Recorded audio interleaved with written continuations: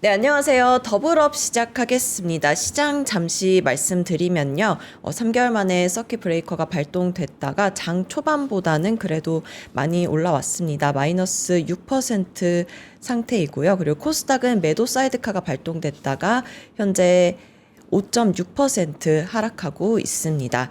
네, 오늘 시장 대응 어떻게 하면 좋을지 고태훈 본부장님과 함께 이야기 나눠보겠습니다. 어서 오세요. 어서 오세요. 안녕하십니까. 어떠세요? 업앤다운이 크고 오늘 다들 공포에 떨고 우리가 알던 뭐 업자들이야 매크로 맨날 보는 거고 네. 그런데 계속 봐도 악재는 악재다. 그리고 뒤늦게 편승했던 분들은 내가 너무 꼭지에 잡은 것 같다. 우려감도 있고.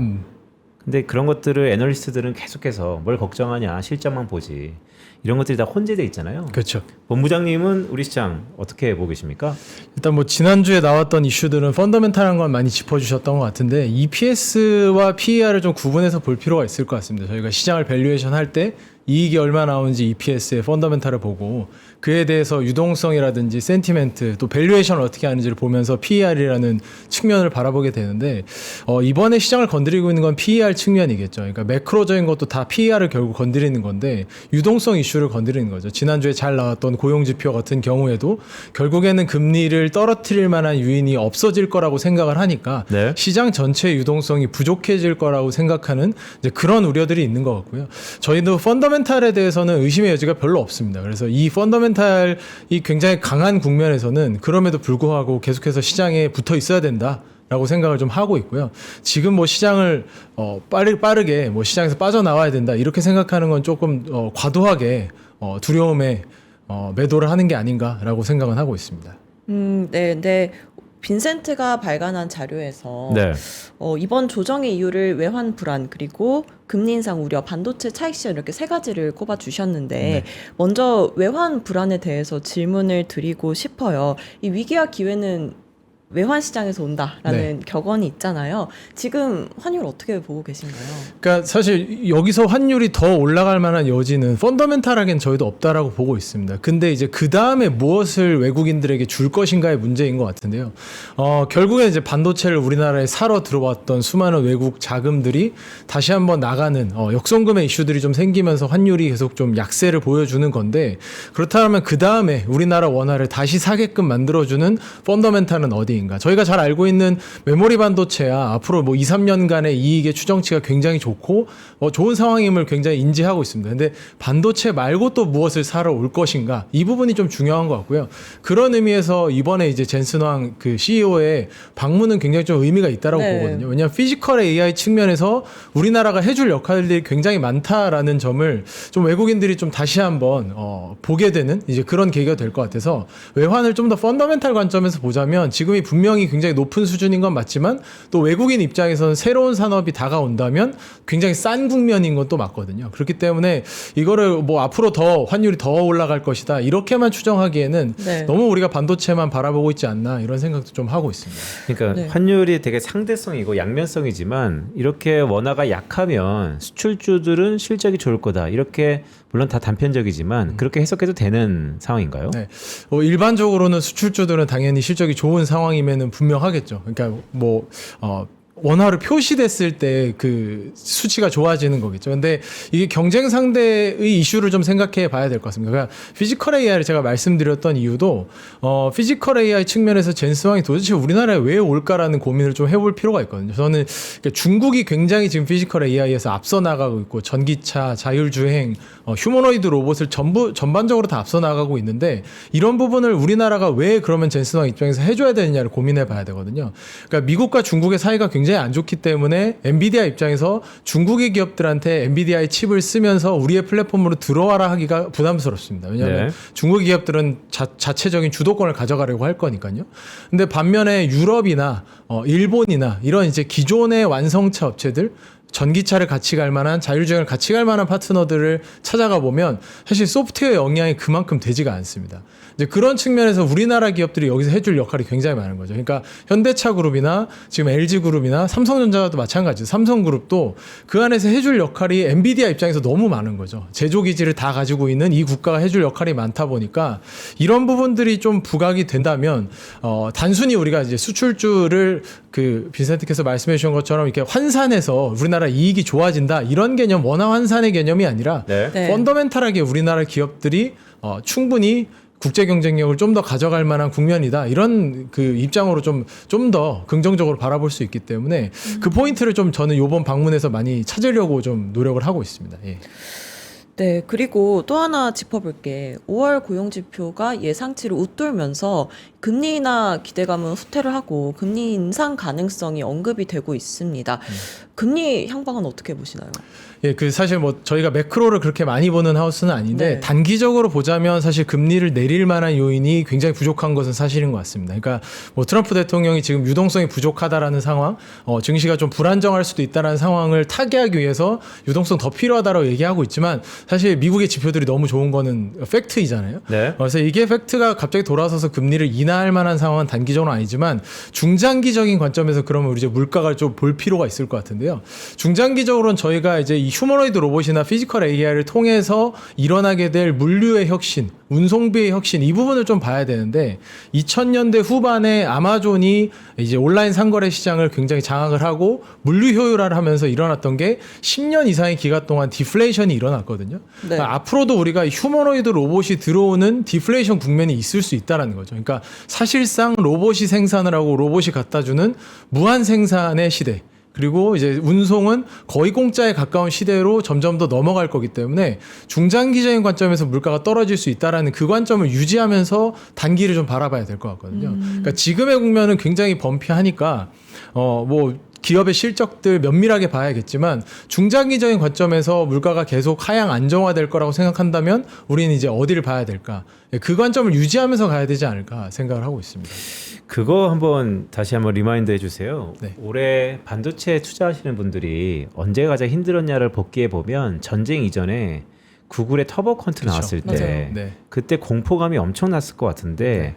사후적으로 복귀해 보면 그때가 기회였다라는 건 맞는 것 같습니다. 그럼 그때랑 지금이랑 같은 것과 다른 것이 있나요? 네, 분명히 프레임은 비슷한 것 같습니다. 근데 약간의 요소들은 좀 차이가 있는 것 같은데요. 그러니까 터보컨트 이슈를 보자면 터보컨트를 딱 보자마자 제가 많이 떠올렸던 건 2018년에 있었던 이제 아마존의 쿠버네티스라는 이제 메모리를 좀 더 적게 사용할 수 있는 컨테이너 기술이라고 하는데 이런 기술들을 도입을 하면서 메모리 사용량이 줄어들고 실제로 아마존이 메모리 주문을 취소했던 그런 사례들이 있었거든요. 근데 네. 그런 사례들처럼 너무 빠지지 않을까라는 우려를 했던 게 3월이었는데 그때 나왔던 게 이제 제본스의 역설이었잖아요. 근데 이 케이스는 보시면 소프트웨어적인 영역들이 좀 많거든요. 그러니까 소프트웨어적으로 우리가 써야 되는 메모리를 좀 적게 써서 가져가는 거라면 지금 이제 나왔던 건 엔비디아의 소캠에서 실제로 하드웨어를 반토막으로 줄여버린 거잖아요.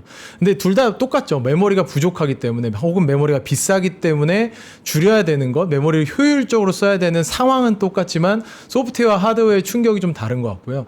하드웨어적인 건 사실 시간이 걸린다라는 문제가 좀 있는 것 같습니다. 이 공급량을 충분히 맞출 만한 시간이 좀 필요하다라는 게 제가 지난번에도 말씀드렸던 것처럼 우리나라 메모리 반도체가 밸류에이션을 정말 리레이팅 하려면 이 시간을 두고 실적으로 증명해주고 신뢰를 얻는 기간이 필요하다라 말씀드렸던 게 하드웨어적인 거고 네. 소프트웨어는 사실 충격이 좀 더 클 수 있다라고 보기 때문에 저희는 터보컨트 이슈는 그래도 잘 넘어갔지만 그 이후로 메모리를 더 줄여주는 소프트웨어 기술이 충격적으로 등장하는 게 오히려 더 충격이지 지금 요번에 엔비디아 이슈는 하드웨어이기 때문에 이거는 이제 기간을 두고 생산을 하면서 맞춰 나가면 충분히 되지 않을까라고 생각을 하고 있습니다. 그럼 이번 이슈에 따라서 삼전과 닉스의 운명은 어떻게 될 거라고 보시나요?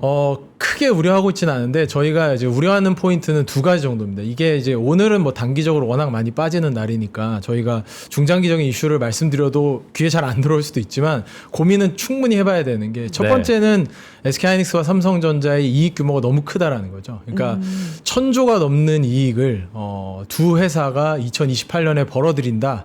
전 세계 1, 2등 영업이익 회사가 된다라는 네. 거는 전 세계에 던져주는 메시지가 굉장히 크거든요. 그러면 이제 두 번째로 넘어가서 고민해야 되는 건 미국이 가만히 있을 것인가 이거든요. 그러니까 미국이 과거에도 일본이 굉장히 성장을 많이 하고 시가총액 탑10에 일본 기업 굉장히 많이 올라왔을 때 플라자 합의가 일어났고 일본의 경제에 대해서 굉장히 적극적으로 견제하는 조치들이 이루어졌잖아요. 근데 여기서 우리가 뭐 그렇게 적극적인 견제 조치를 하지 않더라도 미국이 중국과라도 약간이라도 화해 무드가 돼서 메모리 반도체를 중국 걸 쓴다. 지금 YMTC나 CXMT나 잘 생산을 하고 있는 상황이잖아요. 거기서 공급을 받는다. 이런 이슈는 밸류에이션을 정말 크게 깎아먹을 수 있거든요. 단기적으로는 이익은 계속 나올 수 있다 하더라도. 그러니까 이러한 두 가지 그 압력이 굉장히 크기 때문에 그 압력을 고민은 해야 되는 상황입니다. 그래서 뭐 저희가 지금 SK하이닉스나 삼성전자나 포트폴리오의 비중을 잘 가지고 계신 분들에 대해서 빠르게 차익 실현해라 이런 포인트는 아니고요. 네. 그것보다는 새롭게 기대할 수 있을 만한 충분히 아직 상승하지 않은 부분들을 좀 돌아보면서 가야 될 것 같고 기존의 하이닉스나 삼성전자처럼 메모리 반도체의 비중은 고편히 유지하면서 제가 말씀드린 이런 부분들이 조금 더 확실하게 나온다. 그럴 때마다 조금씩 차익 실현하시면 되지 않을까 그렇게 생각하고 그러니까 있습니다. 그 부분은 정말 되게 중요한 것 같아요. 매크로 금리가 중요하지 않다라는 게 아니고 지금은 국가 리모델링 경제이기 때문에 네. 정말로 미중 간의 패권 경쟁이 과연 우리는 이런 믿음이 있잖아요. 미국과 중국은 화해를 안 할 거야. 더구나 중국의 저 값싼 디램들 미국이 안 쓸 거야. 네. 우리한테 기회야. 네. 근데 저는 이런 매크로 이슈보다 이런 건 다 드러난 것 같고 그렇죠. 오히려 그 부분이 우리가 생각하는 것보다 정반대로 나갔다면 우리가 바라보는 지금 10,000포인트 그 이상을 바라보는 가장 중심에 SK하이닉스와 삼성전자가 있는데 말씀하셨던 것처럼 그럴 때는 정말 어떻게 대응해야 될까 그게 최대의 리스크 같은데 네. 그럴 가능성이 그래도 조금은 있다 이렇게 보시는 건가요? 네.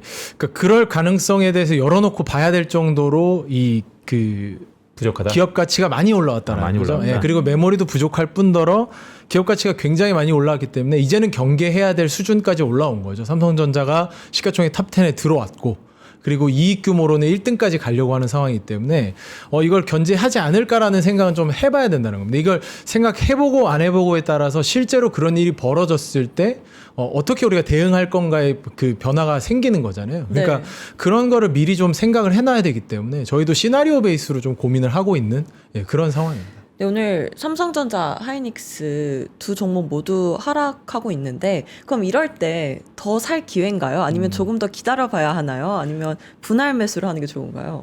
제가 말씀드렸던 중장기적인 이슈는 지금 나온 상황은 아닙니다. 그래서 네. 저는 지금의 국면에서는 분할 매수 관점에서 접근하시는 게 맞다라고 보고요. 여전히 그렇기 때문에 뭐 지금 시장에 대해서 너무 공포스럽게 바라보실 필요는 없다. 모두가 너무 많이 올라온 지금 지수를 누리고 있기 때문에 사실 차익 실현에 대한 욕구가 있을 수밖에 없어서 이제 그런 욕구의 일부 실현이지 이게 뭐 시장을 떠날 만큼 펀더멘털이 흔들린다 할 만한 네. 상황은 아니라고 판단하고 있습니다.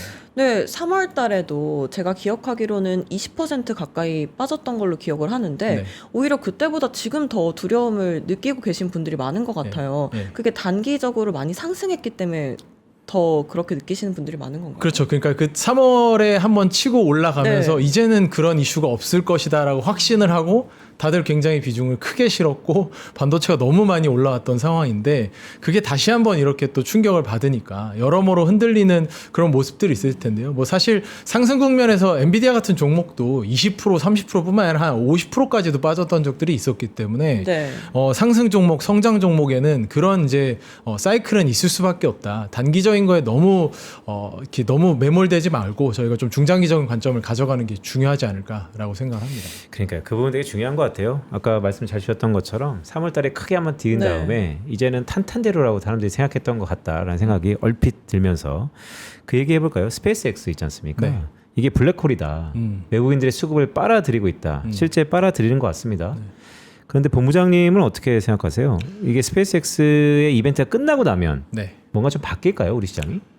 근데 사실 패시브적으로 수급 효과가 스페이스X로 좀 더 갈 수는 있습니다. 왜냐하면 스페이스X의 시가총액이 워낙 크기 때문에 패시브 자금들은 미리 준비는 할 수 있지만 스페이스X의 유동 비율이 굉장히 낮거든요. 그러니까 단자리 수이기 때문에 이 정도의 비율로 시장에 들어온다고 하더라도 정말 스페이스X로 엄청나게 많은 돈이 향할 것인가?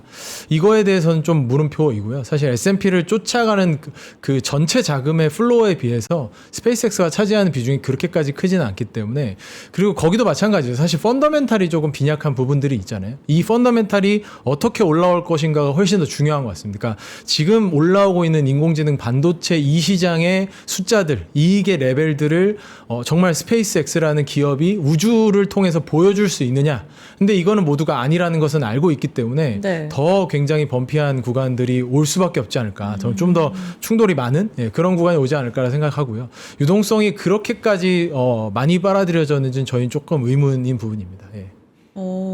근데 스페이스X 상장 말고도 다음 주 그리고 다다음 주에 5월 CPI 발표 그리고 BOJ 금리 인상 네. 가능성도 있고 그리고 6월 FOMC도 다가오고 있는데 이 이슈들은 시장에 어느 정도 변동성을 주게 될까요? 결국 매크로 이슈가 사실은 스페이스X보다 더 중요하겠죠. 지금은 네. 금리는 전체의 수량을 결정하는 거기 때문에 이 매크로로 인해서 유동성이 얼마나 늘어날 것인가 줄어들 것인가는 전체의 PER을 결정할 수밖에 없어서 이게 영향력은 훨씬 더 클 거라고 저희는 보고 있고요. 그런데 지금 이제 그거에 너무 우려할 필요는 없다라고 생각은 하고 있는 게 펀더멘탈들이 충분히 이걸 뚫고 나갈 만한 힘들을 보여주는 섹터들이 있기 때문에 네. 그걸 우려하지는 않고요. 오히려 지금 이제 비상장으로 있는 프론티어 모델들, 뭐 오픈 AI라든지 클러드라든지 중국도 마찬가지죠. 중국도 이런 것을 주도하고 있는 화웨이나 뭐 그런 모델들이 상장된 것도 있지만 비상장인 상태들도 많거든요. 그런 비상장인 기업들이 전체 기업 이익을 주도하고 나갈 때, 그럴 때 이제 상장 시장은 약간 소외될 수 있기 때문에 이제 그런 부분들은 저희가 주의해서 봐야 되지만 뭐 매크로 변수는 좀 부정적인 건 조금 팩트인 것 같고요. 그것보다는 펀더멘탈에 좀 더 집중하는 게 맞지 않을까라고 생각하고 있습니다. 자, 그러면 마지막으로 이거 하나 여쭤볼게요. 네. 오늘 오후장 어떨 것 같으세요?